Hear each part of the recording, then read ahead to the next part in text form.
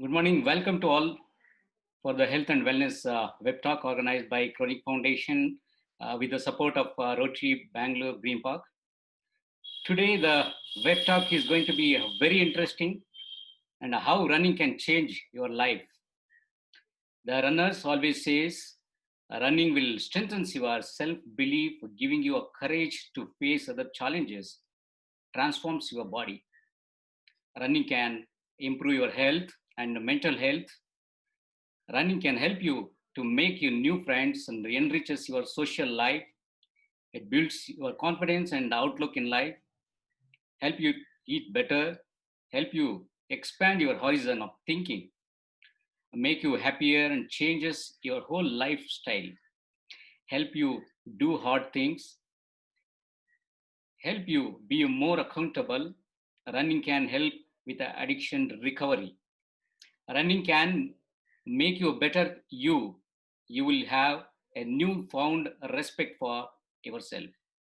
We have one such personality to share how running has changed in her life. This person is a corporate techie, fitness enthusiast, the perfect example of corporate woman, mom, striking a great balance in her professional, personal, and fitness life. She is a global manager in IBM, holding a senior post and responsibility in professional life. Being a mom, obviously, she has personal life commitment. In spite of all this, she has been recognized in India as one of the leading international runner and featured a woman's running as one of the 21 women transforming the world through running in IBM World. Along with a running passion, she also developed the service motto in running itself. She has been training the visually impaired and running as a guide to them for many years. Also, founder of Guide Runners India Foundation for assisting visually impaired. She started her running journey at the age of 35 plus, and she went on to represent India's at the 17th Asia Master Athletics meet held in Taiwan. Also represented India at the World Masters Athletics Championship in Brazil and standing the top 5 positions. She is a head coach of Pinkathon, voted as a game changer in 2017 by Women Running Magazine USA, champion runners coach in Skechers, a running coach at QFit, head coach in many organizations like Devanar School for Blind Hyderabad, Blind People's Association Ahmedabad, the Pune School and Home for the Blind Girls, Mitra Jyoti Institute for Blind, Bangalore, and Samarthanam Trust for Disabled. It's my privilege to welcome the great personality Bhumika Patel. Welcome, Bhumika. You can unmute. And Bhumika, it was amazing to experience to know your achievements and the running lifestyle you are living. So, can you share me about yourself and your journey to this corporate world before we speak on to the running? Thank you, Mr. Ramesh. I'm very humbled with the introduction you gave. And thank you for being very supportive. And I've known you for some time now. And we met at IBM office. And yeah, IBM was a part of the Pride Run. And it was very nice to interact with you. So yeah, so to your question, yeah, my journey in the corporate world. Currently, I work as a global program manager in cybersecurity in IBM, and I'm also the face of IBM. And you can see me in a lot of career ads, and it's been a very exciting journey for the last 17 years. So before that, I worked with Satyam Infoway as a product manager, and then also with Planet Asia as a product manager. So one of the biggest challenges I faced was during my maternity break. It was quite tough to get back, looking for a job. I had to keep my skills updated, and it was really difficult. So, but then I somehow did a lot of skilling certifications. And my very first project, it was a German client, and I was awarded Individual Excellence Award in Innovation, and it was a very big feeling, and it gave me a lot of confidence to keep moving forward.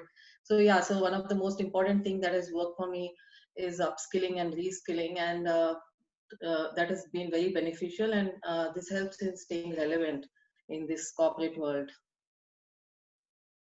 So, is the running a sport you loved growing up, or something you discovered later on?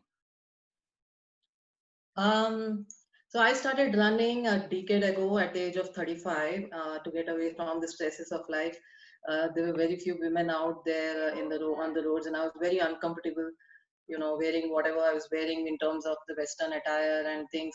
And at that point, I was really not very much into talking with people unknown to me and things. So it was quite difficult. And yeah, so from childhood, there was opportunities uh, for participating in events. But yeah, education was more of a focus. And at that point, and even now in many families, we see sports as a big risk. So, and your marks would be hampered if you go for too much of sports. So it was always seen as a risk. So I never got to do many of the things I wanted at that point in terms of sports. But yeah, passion was there. But whenever I used to participate in competitive events, I would win in school, but I never formally trained with for anything. And only after marriage, after a child, after my job got stabilized, I started, and that was the age of 35. So yeah, after that, I've gone on to national and international races, and yeah, my first race was a 4 kilometer race, and that at that point 4 kilometers was like a marathon. Marathon meant something like that. So that yeah, so but now yeah, I do 42 kilometers, and I've done a lot of structured training for it. And if you train, it is really not that difficult. At any age you start, it's not too late. Okay. So, how actually now you can balance actually like this running life? In fact, corporate you will be so much engaged and so much busy and so much commitments and also family commitments. How do you feel actually you can balance, and what is the support from your family and your from work culture? What is the support you are getting, and how really you got inspired to get into so much serious on the running activity? Well, actually, running has really helped me in terms of my career and a lot of other things that I do. So, what eventually happened was that it helps you move out of comfort zone and build relationships outside of your comfort zone. So, this has translated in my work life, and this has really benefited Even overall for me. before starting Sorry. before starting a run, how did you feel actually that running your family supported and this your culture working place has been supported for this sort of activity? uh, Probably the 35 age is actually totally occupied by your family and work also. Yeah, yeah. So, So actually, when I started, it was quite tough because really first thing was very small was things like yeah, the attire that you wear at that point. It was most of the people would wear a Western outfit, which was yeah, tight fitting. Gives the shape of your body, and it is not something which keeps you covered all the time. And most of us from childhood, from women, are taught to be covered, and that's how you should be and not talk to strangers. So there was some fear of perception, and there were people who were really uh, looking at you as if, like, what is this lady doing like at this time, like, and most of the time I was like, yeah, so it was not like the other women. I was trying something different. I could feel it and sense it. But then my family was very supportive. My husband was the one who inspired me to go to a training club where there were both men and women, and we used to go every Sunday morning. With him I went, and it was not easy for me to get up and go train with them. I used to just sit and watch them do the workouts, and I would say that I'm going to today not come and do the thing, the exercise that you're doing. I would just watch you. But the coach there would insist that if you are here, you're going to be joining them. It's not going to be, I'm not going to allow you to sit there. So there was some push that was given to me. And yeah, I said, fine, then let me try. So I would just, with very shy, and go there. And yeah, slowly then I realized that, within a month, it was as quick as that. It was within a month I could realize that there is something which is benefiting, and it's fine to be there, and it's fine to be between so many people. So it was a family which was very supportive. While I was out, my mother would be very supportive in terms of taking care of my child, and my child became very independent also at that point. And workplace, my colleagues were very supportive, because we used to participate in a lot of running events through the corporate, and we have I have many colleagues with whom I formed teams, corporate teams, and we won in races. So workplace was also very happy. They really were encouraging me, and we got the best performing company as IBM 3 years in a row in TCS World 10K. So in addition to individual races, we have also won as a team with my colleagues. So it was a win-win. It was not like two separate lives. It was all coming all together. Your husband is also a runner? Yeah, he's a runner, and we've done the 6 World Marathon majors together. And yeah, he's a full marathoner. Oh. And he works in IBM? He works with Wipro. Oh, okay. Okay. So how actually this running has shifted your mindset and helped in your career? So in terms of my career, I would say that, like what I said, it just pushes you out of your comfort zone. This has really transformed even my work life, because it helps you build a good relationship with your co-workers. So they are mutually beneficial relationships which help each other achieve goals. So that is something that has benefited. And also it has helped me integrate everything, like physically and emotionally.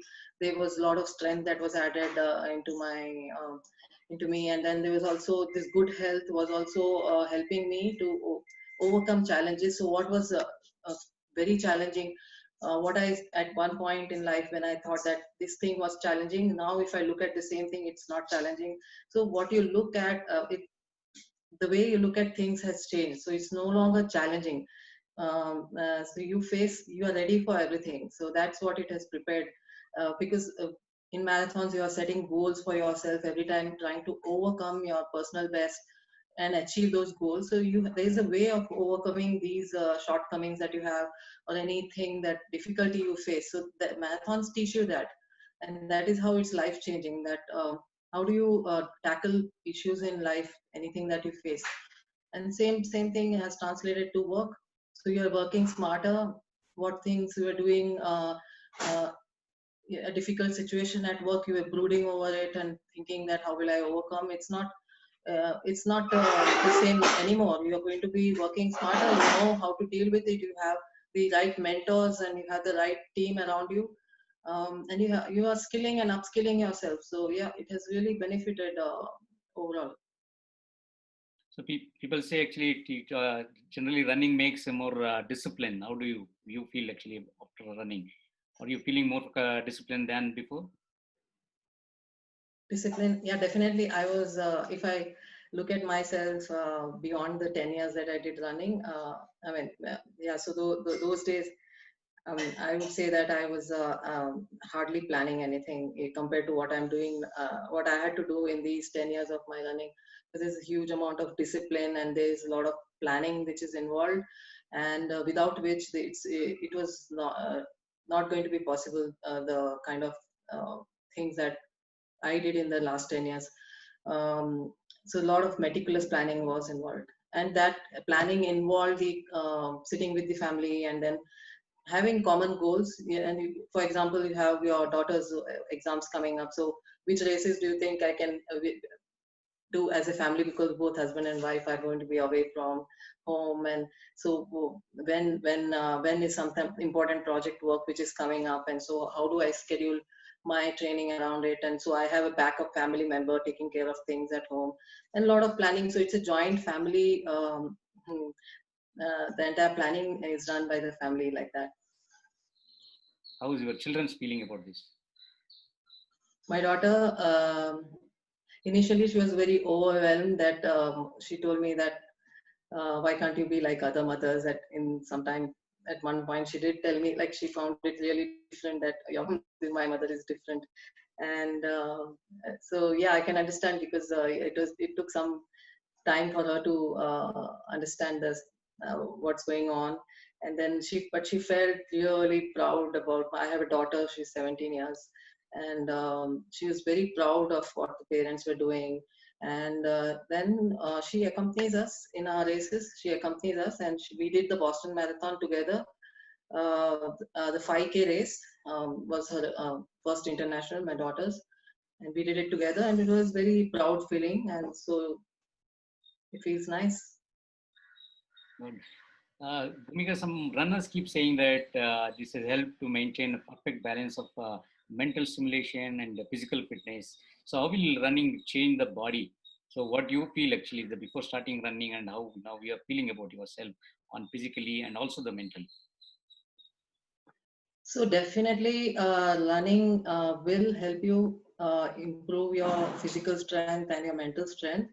So now,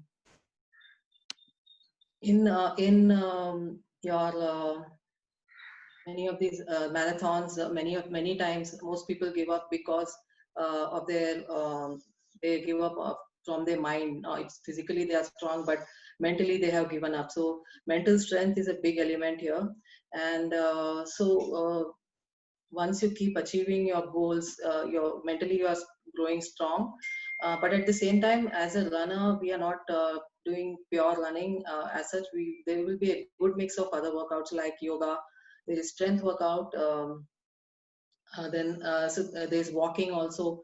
So there's a good mix of other workouts that need to be added into this, and things like especially with this pandemic.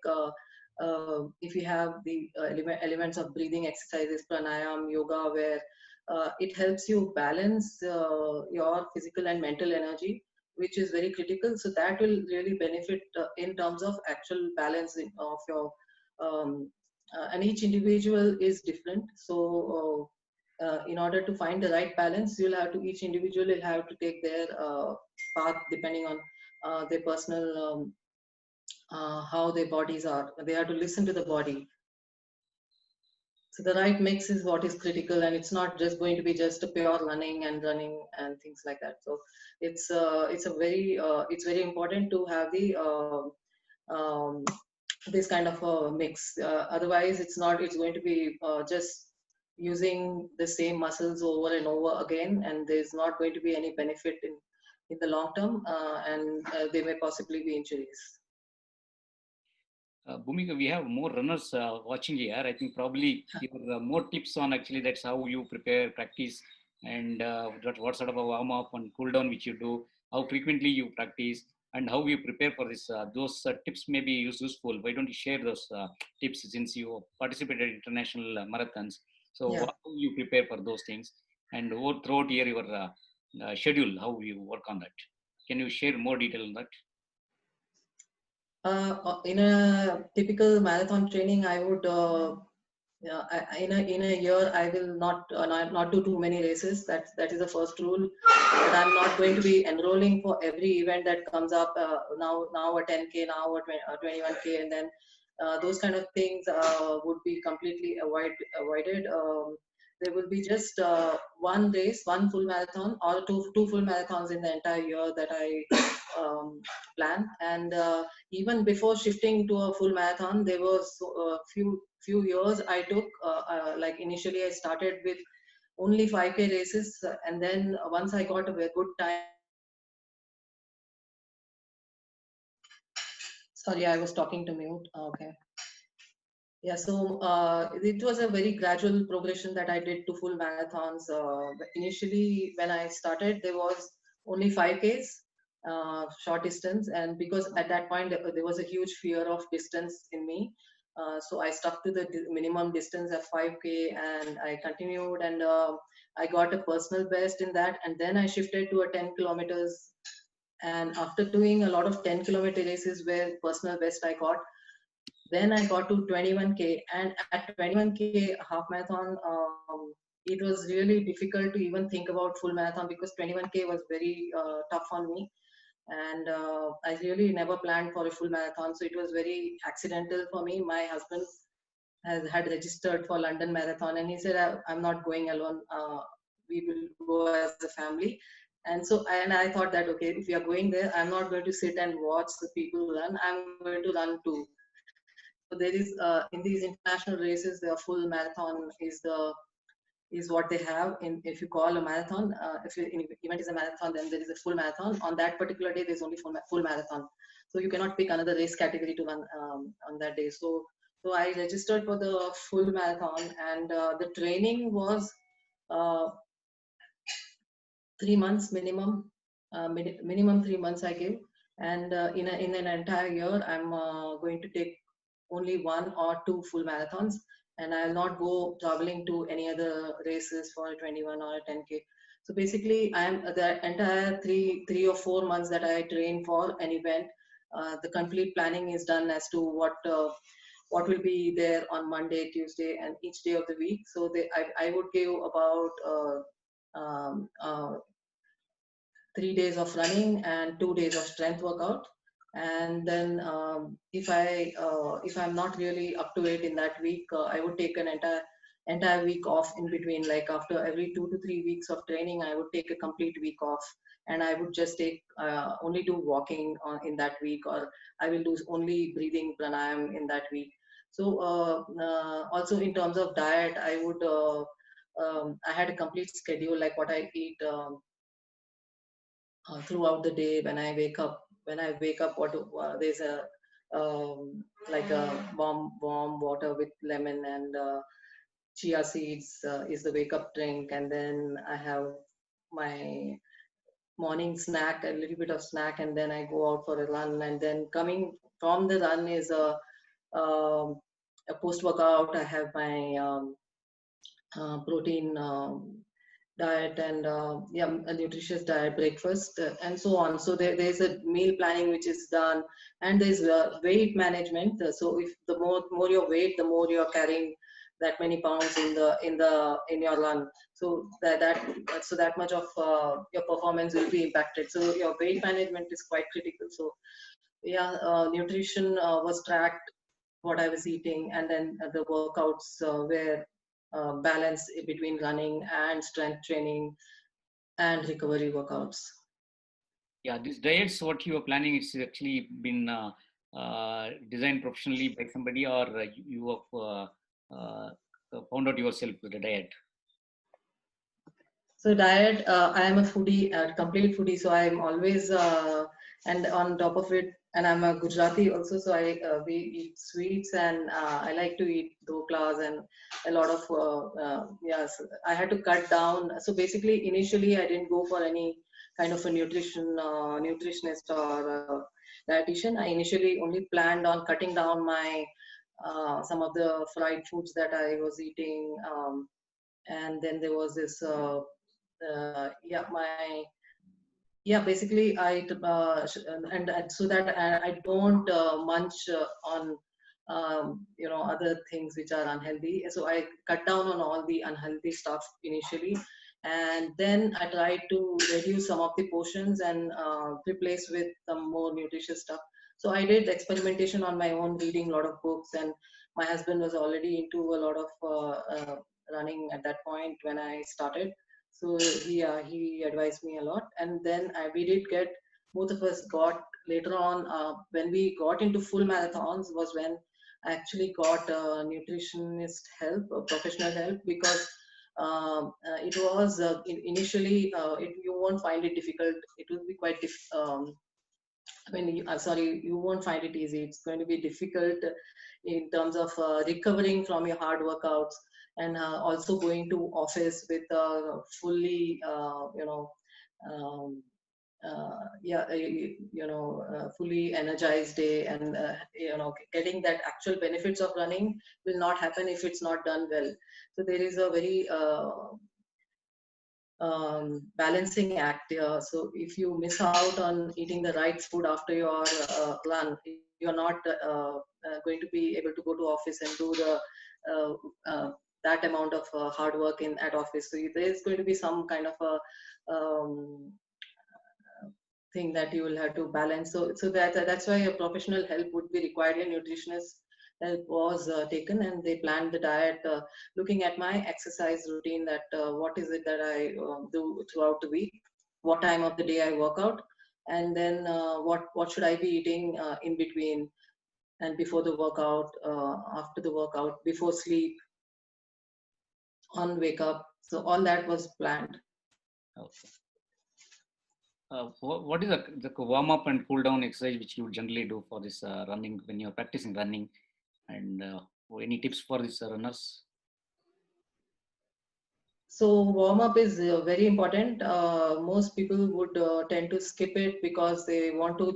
They think that the main workout of finishing the run is more important than any of the other things, like spending 20 minutes on a warm up and another 30 minutes on a cool down. But actually, that is very important because um, if I don't cool down properly, I'm going to be going with a my heart rate is so high. Sitting in the office, I'm going to be sweating because of I didn't cool down well, and I didn't. My mind is racing. My mind is racing. So each one has to get their own, listen to the body, their own body, and understand what amount of time I need to spend on a cool down or a warm up. But typically, it would be 15 to 20 minutes of warm up, and cool down can be another 20 to 30 minutes, or it can be cool down can be 1 hour of stretching also. So you can go finish a run and then go for a yoga stretching after that for an hour. It will be really nice, yoga and breathing, shavasana. That will be very nice if you have that time. So if I for me, if I don't do that amount of relaxation after the running workout, then I really suffer throughout the entire day. I have to cool down with a proper stretching and some cooling down shavasana kind of exercise workouts, like just lying down, staying there, trying to get the heartbeat down. And otherwise, my mind is racing too fast. I'm not able to concentrate on work. So it's very important to relax the mind and the body before we take on any other things in the day. Yeah, we sometimes we feel sleepy. That is it because of this? Because we are not cooled down properly. Since I Yeah, also run, may not be like you, but yeah. we also run. But some days actually we feel in the afternoon we start feeling sleepy in the work. So the moment we take a break, we start feeling the sleepy. Yeah. Afternoon, very sleepy can be many reasons. One is that you did not sleep enough because of the anxiety of I have to run in the morning and I didn't sleep enough in the night. And but I had to, because of the pressure that as a runner, it is my duty to run every day. And the pressures of training, people get pressurized into a routine, and they think that this is required for my race performance. I have to wake up in the morning, so they can't sleep well, and so the next day you are sleeping in the afternoon. Your day is disturbed. So a good sleep is very critical in the night. And so in the afternoon, despite all this, you feel sleepy. Yeah, we have this green afternoon, 3 o'clock is the green tea break. You can have a nice warm green tea with honey and things to keep you awake like that. Then yeah, Daily practice, that's how many kilometers you run? sorry. Daily practice, how many kilometers you run? So it depends on my race that I have picked. So for a full marathon, I have never done a full marathon in training. Like for a 42K race, I have never done a 42K in my training, and I have not done too much of mileage. I have always been on the lower side. I would tell myself that what is the least possible mileage, then I would take that. Because I know that I will not recover if I add too much of mileage. I know how my body would react. So I would do good mix of. I would do in a week speed workout, and I would do um, a long run, one long run, and then there was this interval training. So in a week, my mileage would be about 60 kilometers. Okay, 60 kilometers Yeah, per week. total. Per week, yeah. Yeah. But is it safe to run every day? So basically, it's all individual, but for most people, running every day is not doesn't work out. And when I say running every day, heavy, intense training, which is like for example the Kenyans are running 3 times in a day, but they are by birth. I mean, when they, as children going to school, they have to run to school or walk to school, and they are made that way, and they can do that kind of. Their body is built that way to handle that kind of stresses. But for most people, the heavy training, which is every day, is not really going to work out. And even if you take recreational running every day, I would say that it is you will not see the full benefits by just doing the same workout every day. You got to alternate that with something which is working on a different energy system, like yoga, or you can do uh, some other cardio workout at home. You can do pure stretching session, or it can be a pure swimming session or a cycling. Okay. That is when the benefits is maximum. So, yeah, we have an audience actually asking, Sheshagiri Rao asking, so for the running, what is the age limit you suggest? Maybe what is the upper age limit which you suggest they can run, or we have to stop? So there is no age limit as such. You can run you can start running at any age, and you can see the benefits. The only thing is that because with age there is deterioration in your bone density and other factors, we have to be supplementing that with enough strength training.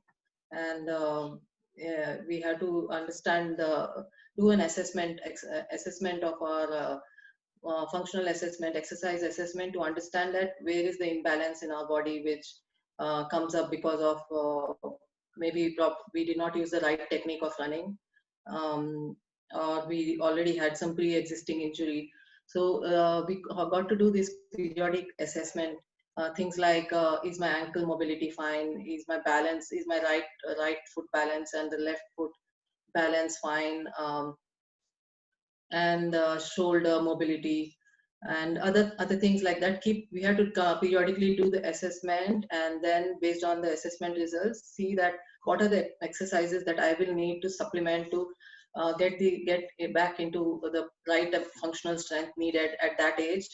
And then you are good to go. You can continue till 120 years, as long as you live. So do you suggest any shoes to run?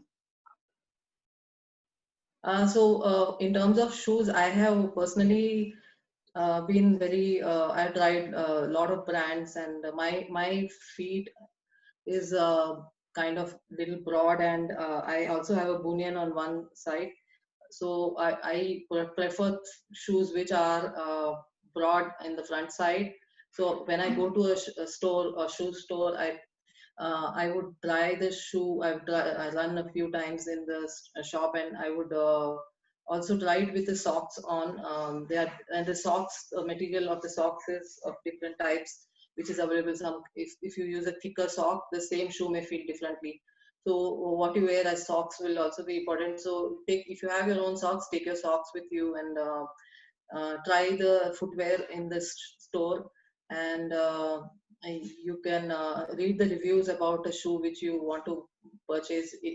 Before you go, if we can do some kind of a study on your own personal, on your feet type, the type of foot that you have, and then go to the store, take your socks if you want, and then depending on what sport you want to do, if you want to do uh, a long distance full marathon, then there will be a shoe which will be available in this store, which is for long distance running. And then there will be shoes which are for only speed workouts, and walking shoes would be different. So you can choose your depending on what you want to do with it. You want to specify any makes which you generally use? Mine, I have initially used a lot of Nike, and then I have Newton shoes, which I picked up from the races abroad. And Adidas has very good shoes too. So yeah, uh, you can pick from. There are many brands available right now. So Ankit is asking about any tips for this ultra running training schedule. So do you have something to speak on ultra running? So in terms of ultra running, what I did was, if you are a beginner in terms of ultra running, I would say that again the same rule applies, that if you have spent enough time with marathons, full marathons, and you're comfortable with the 442K, it would be nice to shift to a full marathon. And in terms of training, you will have to spend more number of hours, but then the same rule applies, where you need not run every day, and you can pick 3 to 4 days maximum for the runs, and space it out such that you have also you have other workouts which are in your schedule. So ultra marathon, what is the distance you want to do in ultra, whether it's 100 kilometers or 50 kilometers, depending on that the mileage would be there uh, for you. Yeah. Some people speak about this now, barefoot running. So what do you say about that barefoot running? Is it good, and how it can be practiced? So in terms of barefoot running, I would say that it's a personal choice. I have not really done any races with barefoot, because one, I had some really good pairs of shoes, good shoes, which like every race I had nice shoes which fitted me, and it gave me nice cushioning. It protected me from any of these uh, high impact surfaces that we were doing the races. So actually, it's all personal. You can do barefoot if you feel that you are comfortable with it. There's no problem. Uh, so now we have heard all good about that running. We want to understand what is negative effects of running. Negative effects can be many. If you have any pre-existing injuries, then definitely you need some kind of assessment before you start any of these exercises with I mean, any exercise that you pick up. So you need to be aware of what your body is capable of. And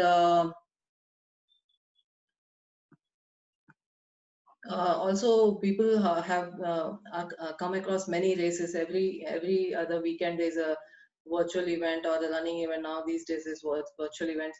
So registering for every event is not going to help you. It's like, the hunter who chases two rabbits catches none. It's like you have to have a goal. And what is your goal? Like, what do you want to achieve? So go put your training plan based on that goal.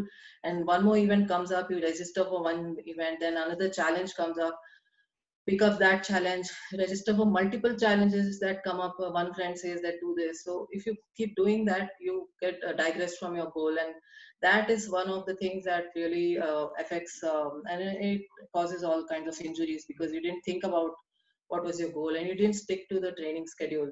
So you won't get the full benefit. So also other things. So one of the biggest problem with running is injuries. As per research, I was studying that the estimates for the percentage of runners who will sustain an overuse injury is in a given year is from anywhere from 40 to 80%. So and many of these runners are dedicated and determined and faithful to a plan. So maybe this sincerity is a source of injuries, because they are unwilling to interrupt their plan, and this can be very challenging, and some of these injuries can be because of a lack of running form, because of the type of shoe, because of the psychological issues, and any of these previous potential injuries, as I previously mentioned. Also, the body weight also plays a big factor. If you have if you are overweight, then this places a lot of stress onto your muscles, and yeah, it affects your muscles and cartilages. So it is best to try to maintain a healthy body weight through a good mix of diet and exercises. Some people keep advising that running always creates this knee pain, knee problem, knee wear out issues and other things. After for a period of age, so we find that knee has to be replaced. So what do you say about this? Is it a problem for runners? Yeah, like I said, that it will be a problem if you take up the activity without understanding that currently am I is my weight right? Is my weight, am I overweight? Am I underweight? What is my weight? And is my muscles and cartilages, are they going to be able to take this kind of weight bearing exercise? So we got to do the assessment, like before you take up any kind of strenuous activity, you got to do a functional strength assessment uh, with a physiotherapist and orthopedic. You can do that, and there are also assessment which are available, which you can do by yourself, some of the basic assessments, but the advanced assessment you do with the specialists. And once you do the assessments, you can take up the activity for correcting any of the pre-existing states that you have. And if you are taken care of that, and then you go about doing the activity, it is going to be perfectly safe. But if you overlook any of these things, and you don't even know that they exist, then it's a problem. That it will be a problem for anybody, whether it's a normal, whether it's a person without any pains, or somebody young, whatever be your age, it's going to be an issue.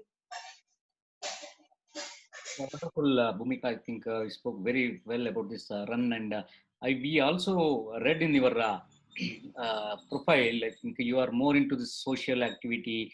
In the running itself, you are going to help a lot of people actually, especially visually impaired people. Actually, you are doing a lot of work, and you run for the cause. So many activities, and which we read. So, can you share about that? Actually, what all activity which you are doing in that, and how really actually you feel satisfied about that, and how you can really inspire the other people to get into this sort of activity. So yeah, when I started doing my races, I realized that it is uh, I'm achieving my goals, and I'm achieving results, but somehow the happiness is expanded if you impart what you already know to somebody who needs it the most, is what I realized. That you keep imparting, and you see the other person, the people who you have helped, really they also grow with you. It makes you very happy. So that is where the mental energy, the balance comes. Otherwise you become, for myself, I'm saying that we become very inward focused, and it become yeah, it's not going to help you. It's not after a point it becomes stagnant. So this has really helped me when I worked with women, imparting them the training sessions, helping them to overcome some of the challenges. So I started for corporate women and for other women coming from all kinds of backgrounds, socio-economic backgrounds. We help them with fitness. Every Saturday, there's a training which happens in different locations in Bangalore, and they get trained in fitness. And apart from women, we've also started working with visually impaired kids, women and children, and they're also men now, who we train them in terms of running. So we've helped them run full marathons and ultra marathons, and we've done an Indian record in ultra marathon last year in 2019 with visually impaired. So also for cancer survivors, we had a 10K run for them. We helped them with the training part with the help of medical professionals, and they were there was caregiver training which was done, and each one was paired. The survivor was paired with buddy to run with, and it was very nice. It felt really good that people understood that what we as normal people with no lifestyle diseases or age is not on our side, everything is on our side, but still we find excuses not to run. And looking at some people like this, people, persons with disability doing the same activity and taking up such big challenges, doing ultra marathons and races which are beyond many of the other normal individuals, is very inspiring. It gave a lot of inspiration to all. So it's a win-win situation. And now with the current pandemic, we have an initiative called the Guide Runners India, and we call all people who help the visually impaired finish run as guides. And these guides, in before the COVID happened, these guides were paired for races like 10Ks, full marathons, and we were doing a lot of running events. Now with COVID, what we are doing is we've added a lot of volunteering activities like phone buddy. We virtually we have paired one-to-one visually impaired with a buddy. So they call up and then they do these help them do the home workouts at home. So, and they are also elderly who are visually impaired and they are left alone at home. So we have paired them with buddy. So buddy would call up and do a, periodic check on whether the person is fine. Are they in a safe place? Do they have enough food? Many of these people who we call who are the persons with disabilities are from needy background in India. Especially we see a lot of them from very humble backgrounds, from the slums in Mumbai, and from very remote villages. So they're very happy when somebody calls up, calls them up and asks them how they're doing, and help is always available. So this is a huge team of volunteers, about 800 volunteers across India. And so we launched a training program called it's a certification program. So in these pandemic times, this certification was needed, the training was needed, because people didn't know how to handle an emergency, and how can I, sitting in Bangalore, help somebody who is in Delhi or Himachal Pradesh? How can I help them with the exercise activity, and that to somebody who has no vision?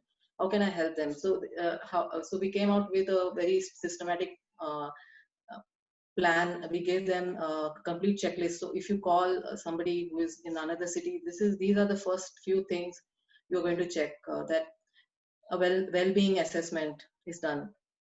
And from the well-being assessment, if there is any kind of a red flag which is identified, that a person is not in a safe place, they are in some kind of an abusive environment, that's identified as a red flag. And then we have rehab professionals who will take over the red flags, and then the red flags are addressed by rehab guys. And for people who we find that the wellness assessment has gone well, everything is fine, there's no red flags identified, for those people we go ahead with the exercise assessments. And we, like I said, for regular individuals also, we do this balance assessment, mobility assessment. Those assessments are done in terms of exercise. And then remotely, virtually, how is it that we can guide them through a workout?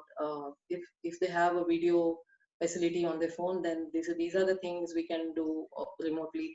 And if there is just a phone with a very basic phone, these are the things we can guide them.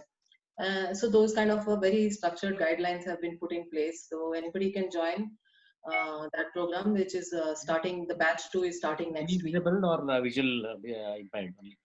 So what happened is that when we started doing this work, we didn't know that we didn't start it by our own. It just realized that we are in the middle of it, because everybody had our phone numbers. We had these athletes who we were training across India, and they had our phone numbers.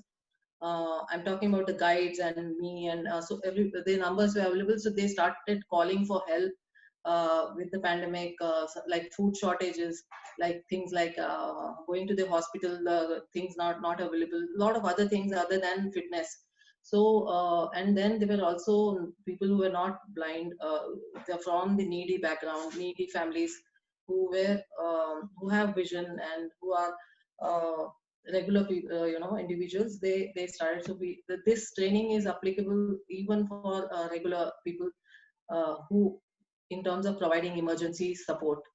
So that is possible, yes.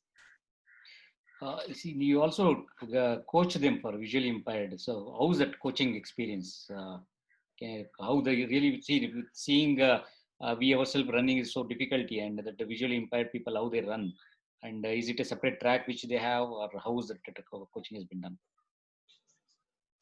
So typically, I did the Boston Marathon as an official guide to a visually impaired, and for that, in those races which are international races, there is there is a guide which is provided. The guides are people who run with a visually impaired to help them finish the run. So a guide is paired along with a blind athlete, depending on the various factors like is a guide available in the same city as the athlete? If not, then how is the person going to train? So the training guide may be different from a race guide. If you really can't find a guide for the race, so you will have to train with somebody else. So that kind of the planning will involve two guides. Two guides is to one athlete, and in the race itself, because it's a crowded race, there is no separate track in a marathon. You will be running in the same route as the others. There is also how do you keep the athlete with you? So there's something called tether, which is used, which is connecting you. It's like a rope which is connected between your hands, your hand and the athlete's hand. So that keeps you together. And there's a lot of technology which is available now, which will help you, like if some remotely an athlete can be guided through a crowd. So the person on the phone is able to see you through a kind of a intelligent lens that you are wearing, the athlete is wearing, and what the athlete is seeing, the person on the phone is able to see and tell him that okay, there are 100 meters ahead is a bottleneck. You will have a flyover to go up, or there's a bridge coming up and things, so that person will be able to guide. So there is technology which is available. Yeah. They also run same like 10-kilometer full marathon, half marathon? Yes. Oh, okay, good. Fine. So, what is the most rewarding thing you have learned through your experience with heading the Pinkathon? So, you're also Pinkathon training and launching this Guide Runners India, which you have recently launched. So there were several good things. Like I got a huge network of women around me. There were so many people. Like through my own races, when I was doing, there were many women who were coming and asking me, "How are you balancing everything? We would like to learn from you some of these techniques." And so, yeah, as a part of Pinkathon, also I met special people like cancer survivors and. The visually impaired, initially that was the race where I met all of them, and this race they used to do the 3 kilometers and the 5 kilometers minimum distance, and it was good that so it was not seen in many of these other events which were in the country. So the special these persons with disabilities, cancer survivors, that kind of special category people was a very good experience. I mean, I never knew that something like this is possible with them, and it was overwhelming. So that was very nice about it. And so those trainings really,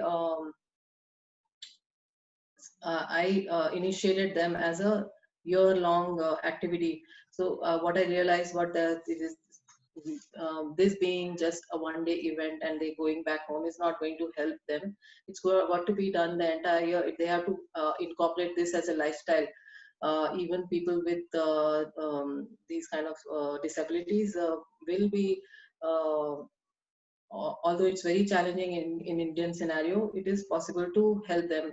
And throughout the year, it is very difficult. So yeah, I got this corporate support from IBM and so several other corporates in terms of provision of volunteers and in terms of CSR funds for these. And so Guide Runners India was a very unique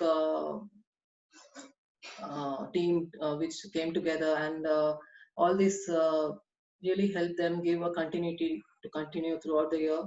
And like I said, it's gone beyond just running and fitness. It's gone beyond that into volunteering for these emergency situations. So it's very nice and very fulfilling for everybody who is in it. Good, very inspiring to listen to you, being a corporate person, being a mom, being a runner, and with social activities, so many things. So I want to ask you the one final thing, actually, one single sentence you want to say, give a message to this audience. What is that you want to give? So I would say that pure sports or pure corporate life is not going to help anybody. If you are a corporate person, you are somebody who has a good a career person, you still need to have a hobby, and the hobby should be such that it enables you to give back to the community. I feel that helps you overcome the ups and downs in life more maturely, and that will help you grow. Wonderful, wonderful talking to you. Very inspiring, and really, it was to listen to you. So much experienced person. It was really inspiring. Thank you very much for coming today for this web talk and sharing all your experience. Thank you very much. Thank you, audience. Thank you for joining all of you for this web talk. Thank you very much. Thank you guys. Thank you. Thank you.